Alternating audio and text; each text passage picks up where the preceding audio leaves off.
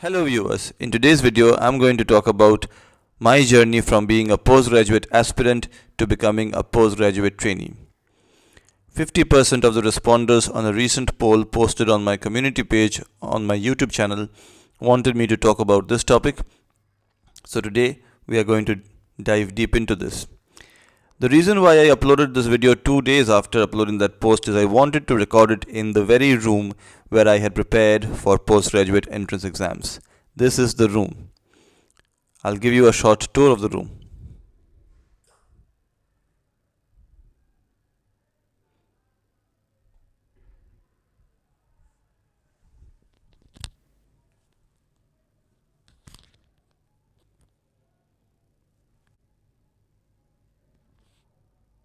I want you to remember the edge of the bed. This edge. This edge of the bed had all my books. I wouldn't even leave the bed if I had a choice. Of course, sometimes I did have to leave the bed, but the books would remain on one edge of the bed. I would sleep on the other edge.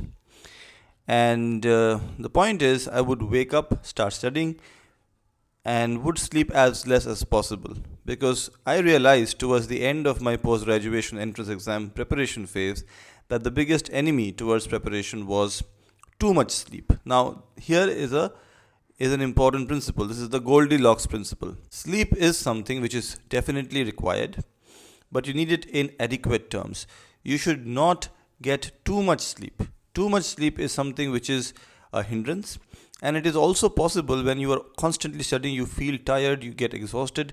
Once you become vulnerable to the temptation to sleep, especially in my situation where I was preparing in an unsupervised situation, falling asleep really is something which is detrimental to preparation. So you should have fixed routine, which would include adequate sleep. If you don't get any sleep, if you compromise on sleep completely, then whatever new information you are learning about, that does not get converted to long-term memory. Consolidation of that information does not happen.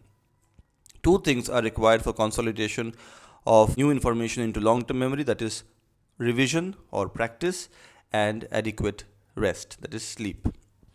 So if you read something repeatedly, multiple times, but you don't sleep at all, that's not going to benefit. But if you sleep too much, then you don't have the time that you require to gain more information. And as I said, I didn't even want to waste time to look for books. My books were all kept on the edge of this bed, and they were kept in chronological order. So I knew my first year books were first, then second year, then third year, then final year, or in other orders. So I had 5 stacks of books, if I remember correctly. There was one stack, anatomy, biochemistry, physiology. The next stack was pathology, microbiology, forensic medicine, and pharmacology.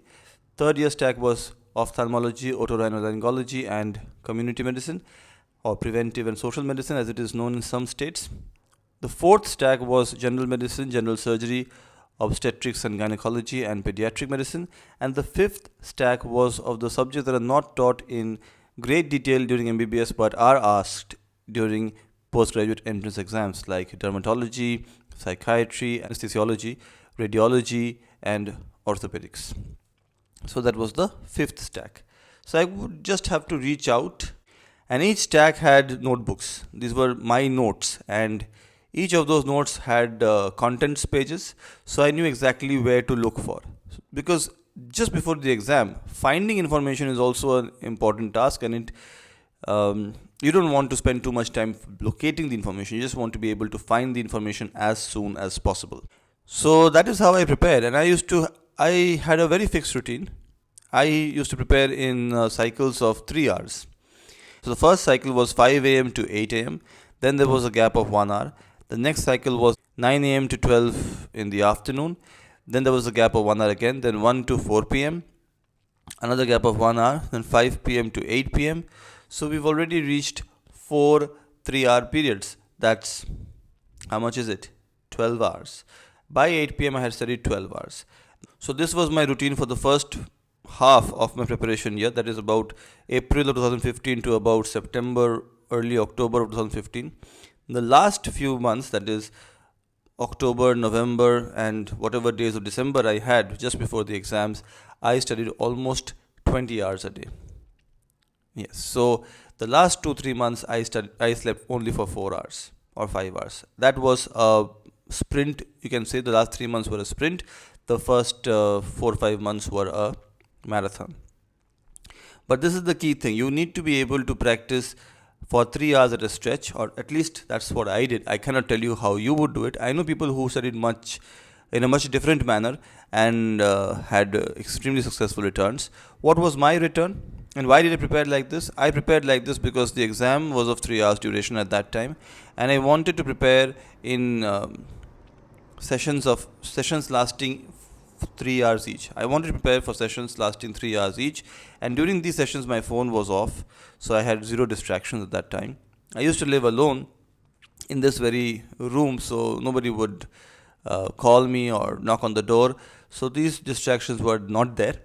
And I understand this is probably not practical for many people, but this is what I had done. This is my journey. So 3 hours uninterrupted concentration on studying.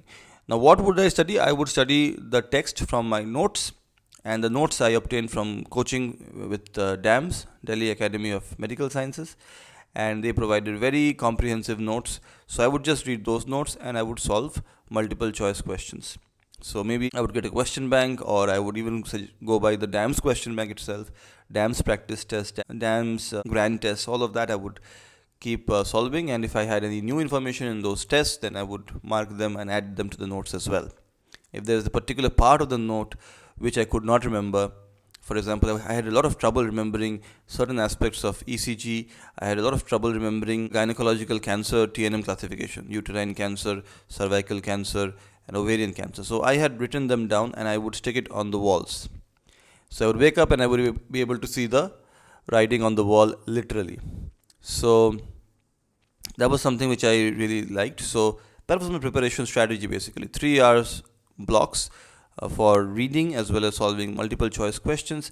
12 hours is what I managed for almost 6 months at a stretch, and the last few months before the exam I increased it to 20 hours. I don't really recall sleeping that much just before my exam, so it was a sprint running up to the exam. And what I was able to achieve is I was able to finish the entire syllabus by October of 2015. My exams were in December of 2015.